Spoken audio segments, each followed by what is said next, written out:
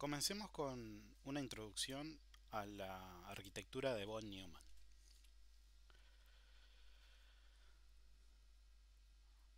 Veamos una pequeña introducción de qué es la arquitectura de von Neumann y los diferentes componentes, de manera general, que la componen.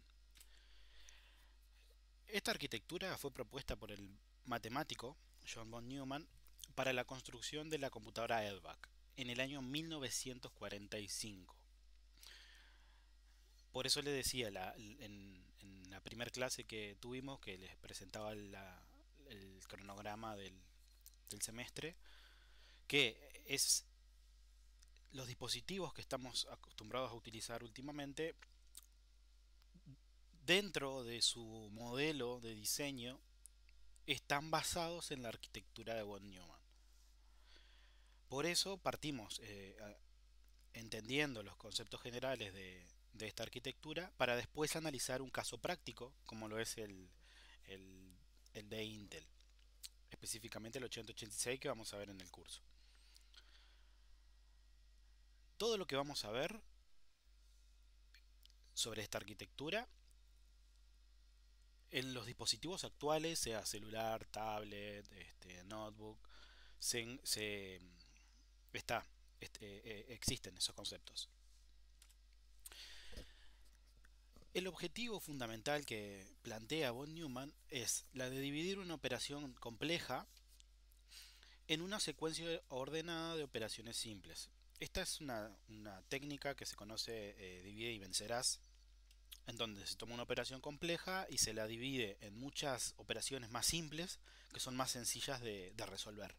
Entonces el conjunto de todo eso resuelve el problema complejo. Esto plantea el concepto de programa almacenado. Un programa almacenado es los programas que nosotros ejecutamos en un computador no es más que una secuencia lógica ordenada de instrucciones. Esas instrucciones están en un medio, sea una memoria, un registro del computador, sea la memoria RAM, sea un medio de almacenamiento. Esa secuencia, si se procesa de manera lógica y ordenada, nos va a dar como resultado la salida a una operación que va a ser la ejecución de ese programa. Es por eso que es importante recalcar eso, porque cualquier aplicación, cualquier programa que tengamos en la computadora que esté en el disco, por ejemplo, significa de que nosotros podemos ver en la arquitectura que está el equipo, si tenemos el código, si tenemos ese código, por más que no sea sencillo parsearlo, o sea, interpretarlo, se puede modificar. Siempre me gusta dar el ejemplo en esta materia de si yo tengo una aplicación, por ejemplo, un condicional en C, que me evalúa una cadena de texto, una contraseña, una clave o algo. En el fondo de eso hay un condicional. Ese condicional es, vamos a ver que a bajo nivel lo que ocurre es que tenemos dos operandos, se hacen una resta y si la resta da cero es porque los dos operandos son iguales. Y si son iguales, podemos ejecutar cierta porción del código o ciertas instrucciones que nosotros hayamos definido. Y si no son iguales, podemos saltarnos a otra porción del código y ejecutar otras instrucciones. Bueno, esa operación de comparación de ese condicional lo podemos interpretar a bajo nivel. Cuando, por ejemplo, en el lenguaje de programación en C, cuando tenemos un if, una variable igual a un valor, por ejemplo, eso significa que a bajo nivel se traduce a instrucciones de bajo nivel. Eso va a generar lo que es el código máquina, que es el código que entiende el procesador. Y como ese código va a estar almacenado en un medio de almacenamiento, por ejemplo, yo lo puedo interpretar. Hay que tener mucho cuidado con eso porque el hecho de acceder al contenido de un medio de almacenamiento ya me está autorizando a ver cuáles son los archivos los aplicaciones que están instaladas bueno, ver en ese orden esa secuencia de instrucciones, que a muy a bajo nivel se va a traducir en una secuencia binaria. Von Neumann propone el siguiente diagrama de bloques, que es un bloque que lo llama CPU o unidad central de proceso, otro bloque referido a la memoria, otro bloque referido a la entrada-salida. La entrada-salida es esa, esa capa que permite que diferentes dispositivos externos y usuarios se puedan comunicar con el procesador. Esa es la puerta de ingreso a conectar un teclado, conectar un mouse, a conectar un disco externo, un disco, etcétera. Y la forma de interconectar a cada uno de estos bloques, que son estas flechas, se le llama bus. Von Neumann propone tres tipos de buses que vamos a ver más en profundidad, que son los buses de control, de datos y de dirección. Recuerden que los buses es un conjunto de cables, de hilos de conductor de cobre que permite transferir señales eléctricas. Entonces, estos buses no son más que las pistas. Esas pistas que están en el integrado, en la placa madre, interconectan cada uno de estos componentes. Dentro de cada uno de estos bloques eh, tenemos otro diagrama de bloque específico para ese bloque. Pero de manera general podemos interpretar que tenemos el código el bloque de CPU, de memoria y de entrada-salida. Y la memoria es útil recordar de que comparte tanto la memoria de datos como la memoria del programa. Los datos son en el momento de que el programa se ejecuta, va a generar una serie de información, va a generar, no sé, por ejemplo, cargar un operando, etcétera. Bueno, ese código está, von Neumann lo trata como un bloque único, en el cual la memoria del programa y la memoria del programa, que serían los códigos de las instrucciones que mencionamos, están o se tratan dentro del mismo bloque que el código del programa. Vamos a mencionar después que hay otra arquitectura, que es la de Harvard, que separa de manera bien distintiva la memoria del programa con la memoria de datos. Ahora pasemos a analizar cada uno de los bloques más en profundidad. El primero que vamos a ver es el del CPU. El bloque del CPU está compuesto por tres subbloques, que son la unidad aritmética lógica o ALU, la unidad de control y el banco o set de registros.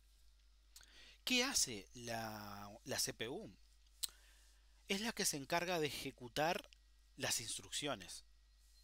Una instrucción puede ser hacer una suma entre dos operandos, almacenar el resultado en una dirección de memoria, hacer alguna comparación, invocar alguna interrupción, etcétera. Esas instrucciones que el fabricante de ese CPU las desarrolla, las implementa, se van a ejecutar dentro de ese bloque, dentro de ese CPU.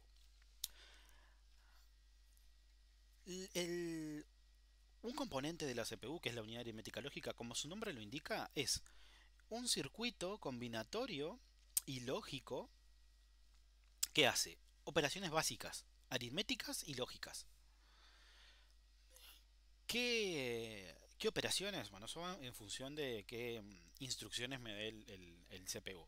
Pero esas operaciones van a ser las más triviales. Suma, resta, multiplicación, alguna negación, XOR. Y bueno, tanto operaciones lógicas como aritméticas. Este es un circuito combinatorio, no tiene mucho misterio. Básicamente en el cuestionario 3 tenían que implementar uno, es bastante sencillo. El siguiente componente de la CPU es la unidad de control. La unidad de control es un circuito secuencial en el cual este circuito secuencial lo que hace es genera las señales para que se ejecuten en el orden correcto las instrucciones. Vamos a ver más adelante que una instrucción tiene una serie de etapas, lo que se conoce como el ciclo de instrucción. Ese ciclo de instrucción lo que me garantiza es que cada instrucción se ejecute en un determinado, que una instrucción, todos los componentes, todas las señales que generan las instrucciones para que se ejecuten en el procesador, se tienen que generar en un cierto orden. Por ejemplo, yo no puedo hacer una suma si no tengo los operandos. Imagínense que un operando sea de memoria y otro sea una constante. No puedo sumar la constante, por más que la constante la conozco, pero el operando que está en memoria no. O sea, lo primero que tengo que hacer es ir a buscar el operando que está en memoria para luego hacer esa operación. Lo mismo si quiero guardar un resultado, por ejemplo.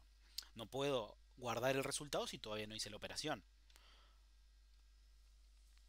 Todas esas señales de control las va a generar la unidad de control. Entonces la unidad de control es un circuito secuencial que implementa lo que vamos a ver más adelante como el ciclo de instrucción.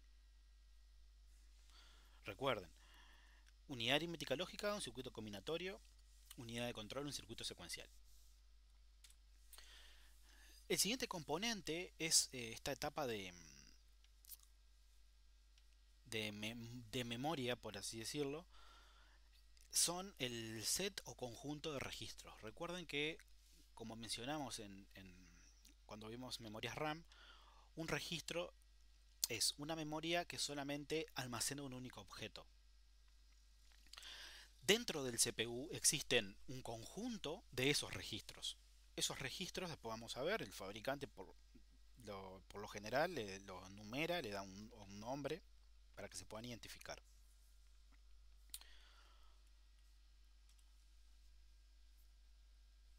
¿Por qué no es un elemento esencial los registros? Bueno, básicamente porque se pueden utilizar fuera del CPU, no es necesario que estén dentro. ¿Qué mejora estando dentro del CPU? La velocidad de acceso. Después vamos a ver, existen técnicas de optimización que se utilizan en las arquitecturas para que podamos, para que se vayan acelerando operaciones.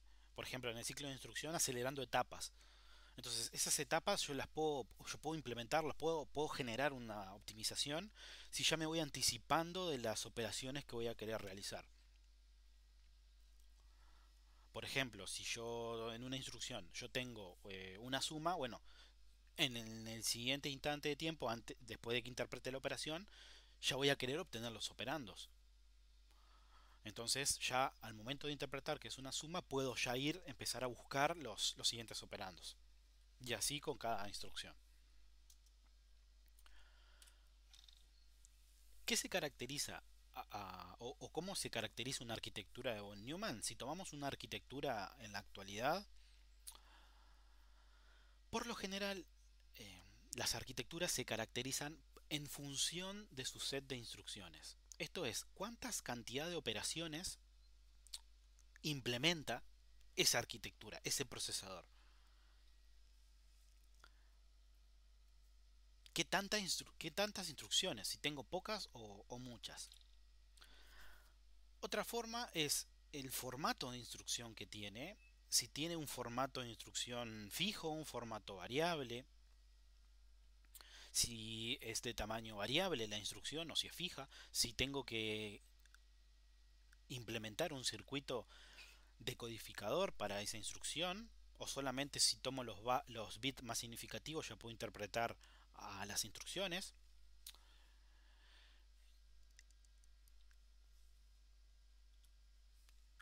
Otra opción es en función del set de registros, si los registros están numerados o no, o si tienen nombre. también.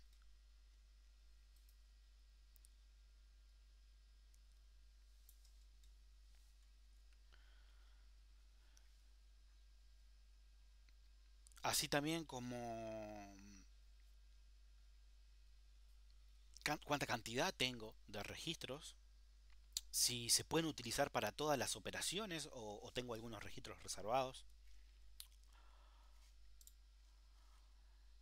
Otra caracterización puede ser los modos de direccionamiento, de qué forma se pueden especificar los operandos para almacenar un resultado, por ejemplo, o para procesar una operación.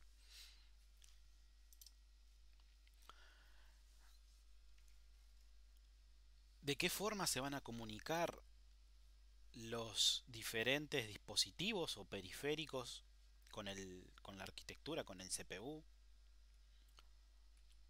Si se implementan interrupciones o no.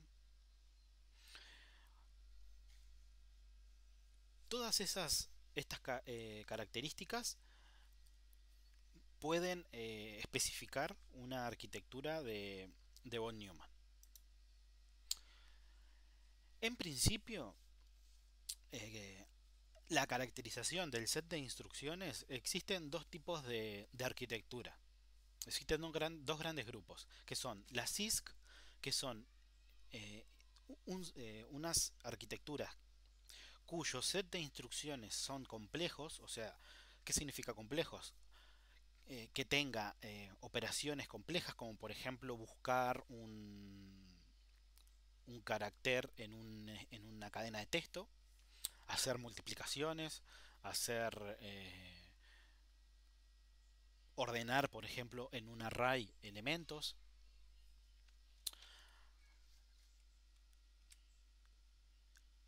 Una arquitectura CISC en la actualidad son las de Intel, la arquitectura x86, por ejemplo. Y las otras arquitecturas, por contraparte, están aquellas que el set de instrucciones es reducido. ¿Qué significa reducido? Que no implementan operaciones complejas. Solamente se dan operaciones simples, operaciones triviales, y cada programador se les da esas herramientas para que cada programador implemente las operaciones complejas que considere necesario. En la actualidad tenemos arquitecturas que, por ejemplo, la que utilizamos con los smartphones, que por lo general son arquitecturas por lo general están basadas en la arquitectura ARM. También está la arquitectura MIPS también, en donde sistemas embebidos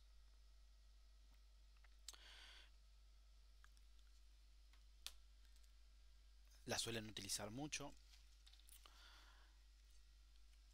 En un principio se pensaba de que las arquitecturas tenían, durante más cantidad de instrucciones tuvieran, iba a ser mejor. El estado del arte determinó que no fue así.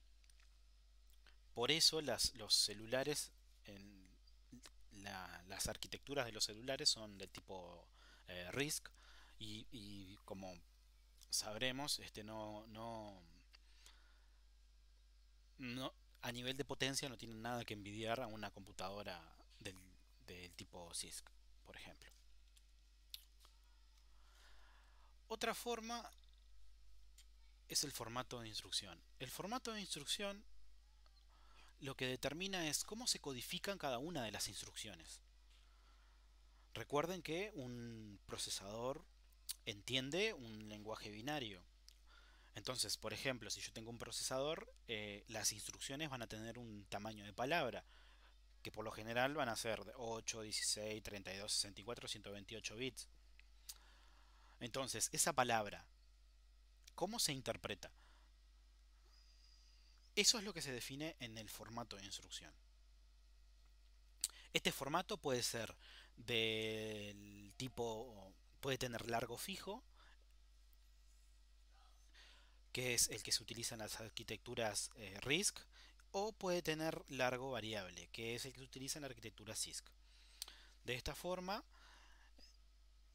eh, determina de que, por ejemplo, en un largo fijo, ya interpretando la instrucción, ya podemos determinar qué instrucción se quiere, ya interpretando la palabra, se puede determinar qué instrucción se quiere ejecutar, y podemos obtener los operandos, etcétera.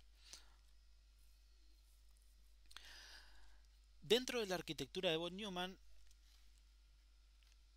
se propone que el set de registro tenga unos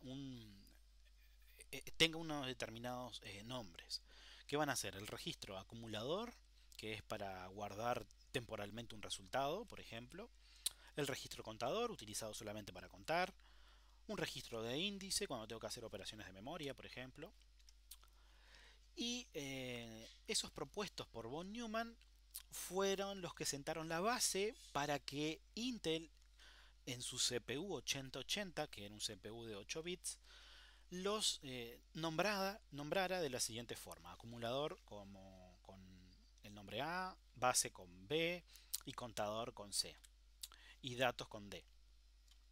En la siguiente generación de procesadores de Intel, en la arquitectura x86 de 16 bits, se renombraron a el acumulador se le llamó AX, el base BX, contador CX, dato DX y el Source Index y Destination Index de SI y DI. Ese es el nombre de cómo se llaman los registros dentro del set de registros de una arquitectura de Intel. Después, bueno, en las siguientes generaciones del x86, específicamente los de 32 bits, se les agregó la E a los registros para identificarlos de los de 16 bits, que son creo que es Extended y el nombre del registro. Otra característica que habíamos mencionado era los modos de direccionamiento. Von Neumann propone tres modos de direccionamiento. El primero es los modos de direccionamientos son las formas en que se especifican los operandos en una instrucción. El primer modo, que es el inmediato, es cuando el operando está embebido, el valor del operando está embebido en la instrucción.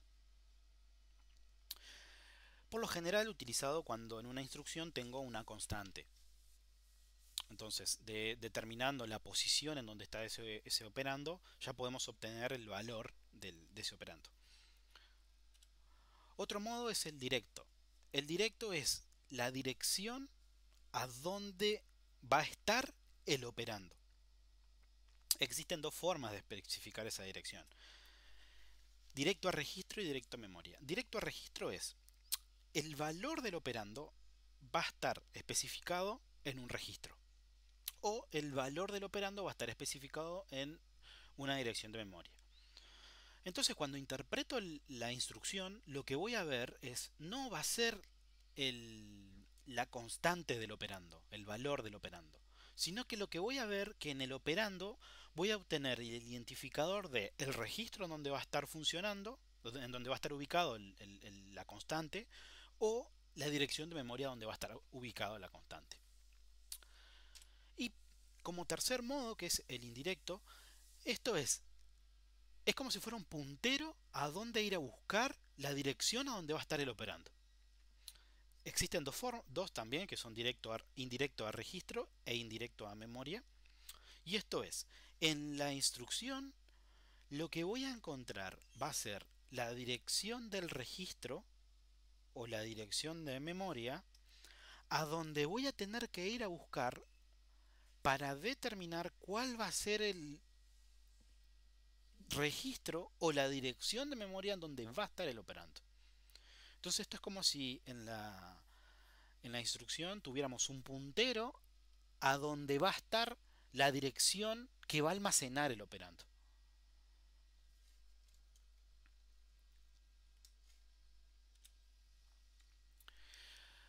Otra arquitectura que